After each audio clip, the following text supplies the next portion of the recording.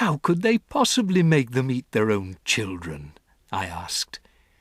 By turning them into hot dogs, she said. That wouldn't be too difficult for a clever witch. Does every single country in the world have its witches? I asked. Wherever you find people, you find witches, my grandmother said. There is a secret society of witches in every country. And do they all know one another, Grandmamma? They do not, she said. A witch only knows the witches in her own country. She is strictly forbidden to communicate with any foreign witches.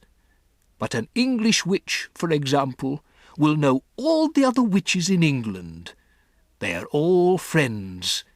They ring each other up. They swap deadly recipes. Goodness knows what else they talk about. I hate to think. I sat on the floor, watching my grandmother. She put her cigar stub in the ashtray and folded her hands across her stomach. Once a year, she went on, the witches of each separate country hold their own secret meeting. They all get together in one place to receive a lecture from the Grand High Witch of all the world. From who? I cried. She is the ruler of them all, my grandmother said. She is all-powerful. She is without mercy. All other witches are petrified of her. They see her only once a year at their annual meeting. She goes there to whip up excitement and enthusiasm and to give orders. The Grand High Witch travels from country to country, attending these annual meetings. Where do they have these meetings, Grandmamma? There are all sorts of rumours, my grandmother answered. I have heard it said that they just book into an hotel like any other group of women who are holding a meeting. I have also heard it said that some very peculiar things go on in the hotels they stay in. It is rumoured that the beds are never slept in, that there are burn marks on the bedroom carpets, that toads are discovered in the bathtubs, and that down in the kitchen the cook once found a baby crocodile swimming in his saucepan of soup. My grandmother picked up her cigar and took another puff, inhaling the foul smoke deeply into her lungs. Where does the Grand High Witch live when she's at home? I asked. Nobody knows, my grandmother said.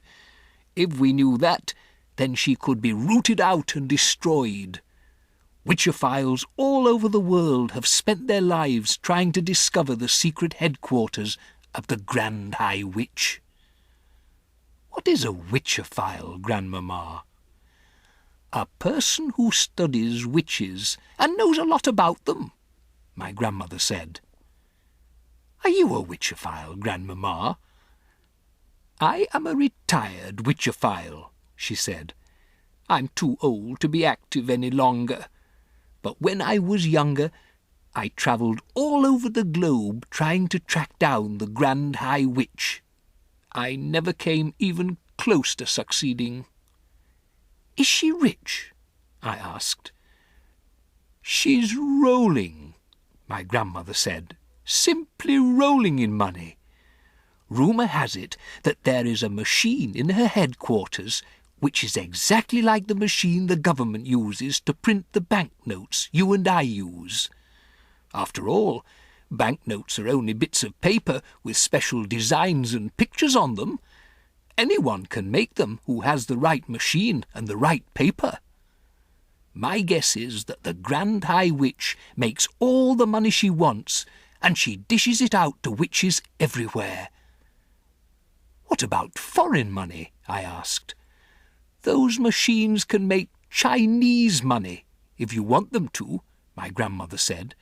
It's only a question of pressing the right button. But, Grandmamma, I said, if nobody has ever seen the Grand High Witch, how can you be so sure she exists?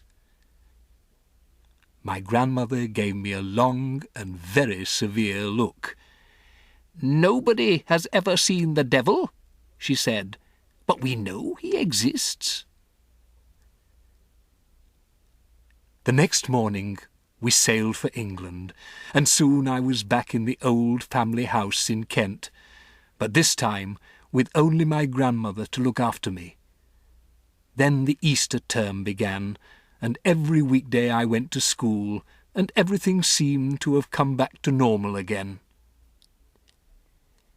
Now, at the bottom of our garden there was an enormous conker tree, and high up in its branches Timmy, my best friend, and I had started to build a magnificent tree house.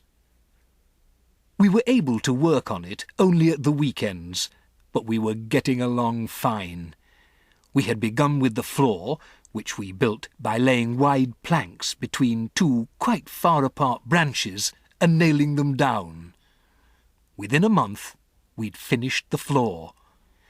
Then we constructed a wooden railing around the floor, and that left only the roof to be built. The roof was the difficult bit. One Saturday afternoon, when Timmy was in bed with flu, I decided to make a start on the roof, all by myself. It was lovely being high up in that conker tree, all alone with the pale young leaves coming out everywhere around me.